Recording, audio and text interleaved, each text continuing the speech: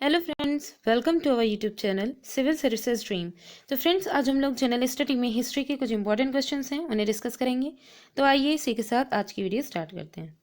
आज का first question है, जिस ग्रंथ में पुरुष मेद का उल्लेख हुआ है वह है। ऑप्शंस हैं कृष्ण यजुर्वेद, शुक्ल यजुर्वेद, शतपथ ब्राह्मण, पंचविश ब्राह्मण।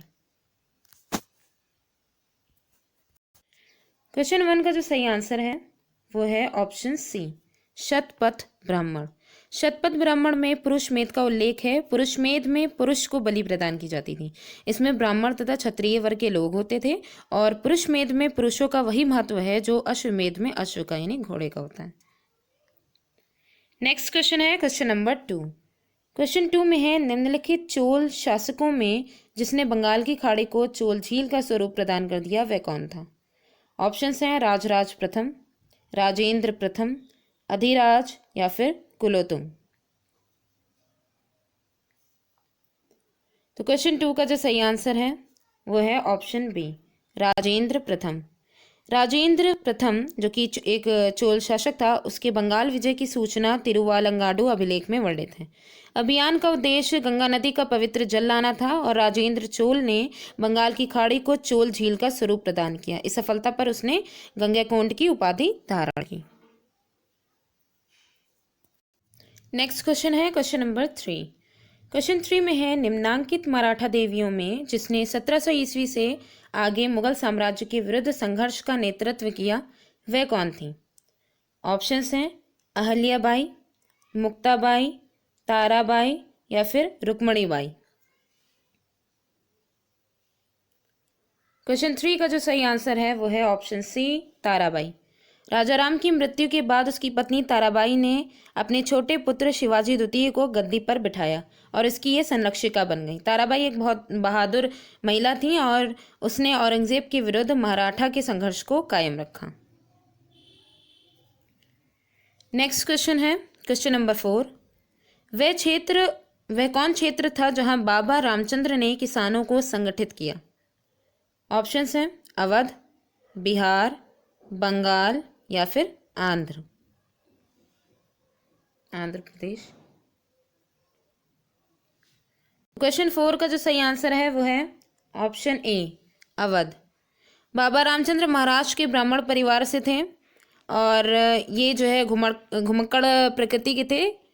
जो सबसे पहले ये इन्होंने अपने घर बार को छोड़ करके ये निकल गए थे और वहाँ से फिर ये फिजी चले गए, वहाँ मेहनत मजदूरी की और उसके बाद ये फैज़ाबाद चले आए। ठीक है, 1920 के मध्य में वे एक किसान नेता के रूप में उभरे और अवध के किसानों को संगठित करना शुरू किया इन्होंने। और इनमें जो संगठन की अद्भुत क्षमता थी, तो इन्होंने ये जो अवध के किसानों को इन्होंने जो संगठित किया वो कहाँ पे किया, मतलब कि अवध में किया था। ठीक है, तो इसलिए वह कौन सा क्षेत्र था जहां बाबा रामचंद्र ने किसानों को संगठित किया था, वो क्या है, अवध है।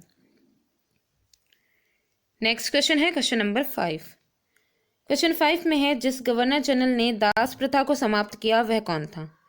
ऑप्शंस हैं sir John Shore, Lord William Bentinck, Lord Ellenborough, Lord Cornwallis.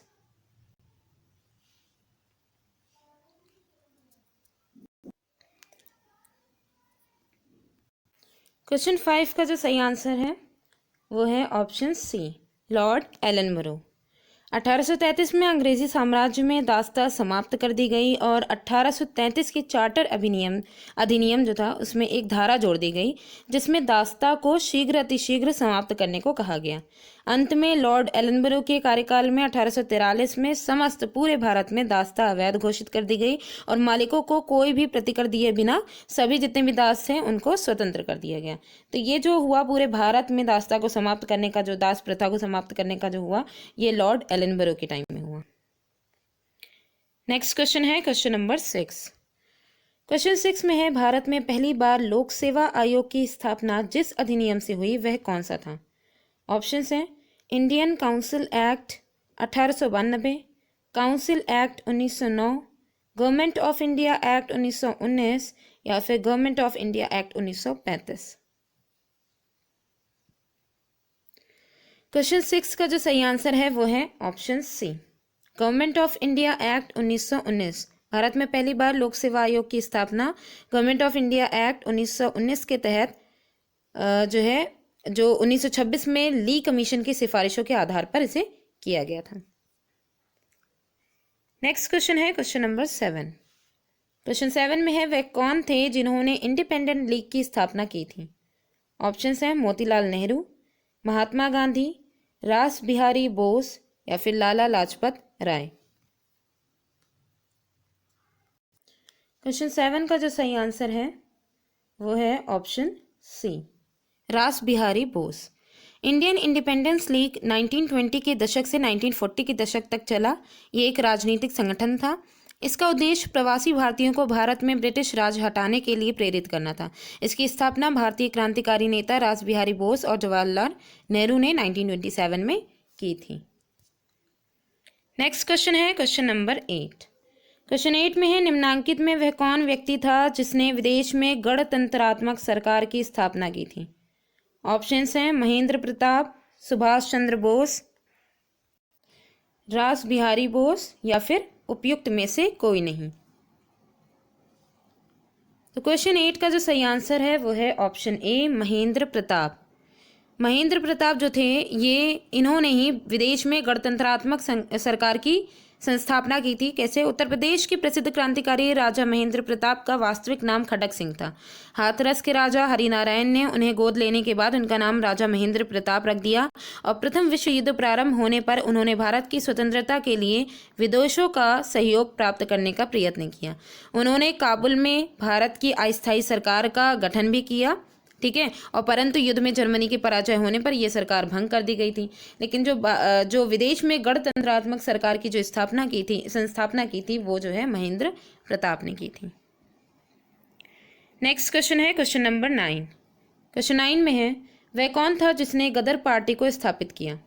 Options हैं लाला हरदयाल, लाला लाजपत राय, भगत सिंह या फिर बरकतुल्ला। क्वेश्चन 9 का जो सही आंसर है वो है ऑप्शन ए, लाला हरदयाल। लाला हरदयाल पंजाब के एक महान बुद्धिजीवी तथा प्रचंड क्रांतिकारी थे। ये गदर दल के प्राण थे। इन्होंने 1 नवंबर 1913 को संयुक्त राज्य अमेरिका के सैन फ्रांसिस्को नगर में गदर दल का गठन किया। इस दल ने गदर नाम की एक साप्ताहिक पत्रिका भी चलाई जो कि सन 1857 के गदर की स्मृति में स्थापित की गई थी। लास्ट क्वेश्चन है क्वेश्चन नंबर 10। क्वेश्चन 10 में है, जियातरंग आंदोलन कहाँ प्रारंभ हुआ था? ऑप्शंस हैं नागालैंड में, त्रिपुरा में, मणिपुर में या फिर मिजोरम में। तो क्वेश्चन 10 का जो सही आंसर है वो है ऑप्शन ए, नागालैंड में। जियातरंग आंदोलन रानी गैडिनलियो ने आरंभ किया था। रानी गैडिनलियो ने ब्रिटिश हुकूमत के विरुद्ध नागाओं को संगठित किया, ठीक है, ये नागालैंड में हुआ था। रानी गैडिनलियो इनके द्वारा ये किया गया था।